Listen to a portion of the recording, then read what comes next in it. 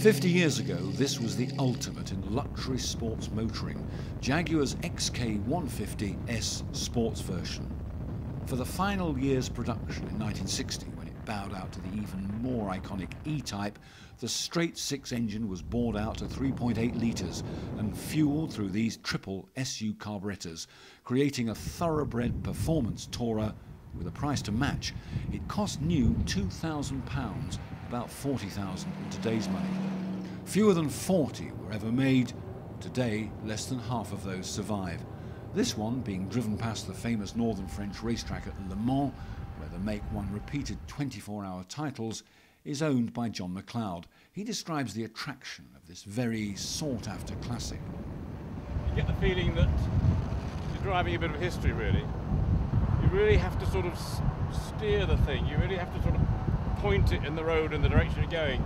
It harks back to an era where driving was much more of a sort of innocent pleasure, but it was much more hard work, and this is hard work too. It's easy here on the motorway, but I think if you want to sort of really swing in this round bends and commute in it every day, it's just not the car.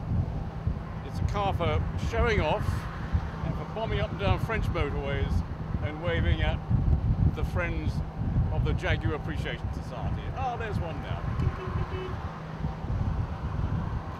At 16 miles to the gallon, running a piece of motoring history is neither cheap nor practical and can be physically demanding with no power steering and rudimentary cabin comforts.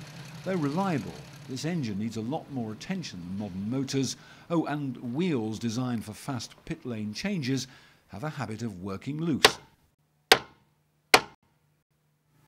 With a special piece of wood, you avoid hitting the metal, but you do tighten up the wheels, and if you didn't do it, I suspect the wheels would drop off eventually. Although the Jaguar looks sleek and purposeful, it's easily outpaced by any of today's hot hatchbacks. There's even a performance Skoda that'll match its 135 miles an hour top speed.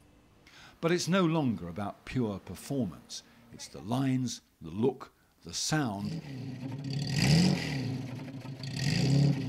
and the sheer class of this Sportster, harking back to days of empty roads, cheap petrol and continental mile eating, that keeps this big cat in a class of its own.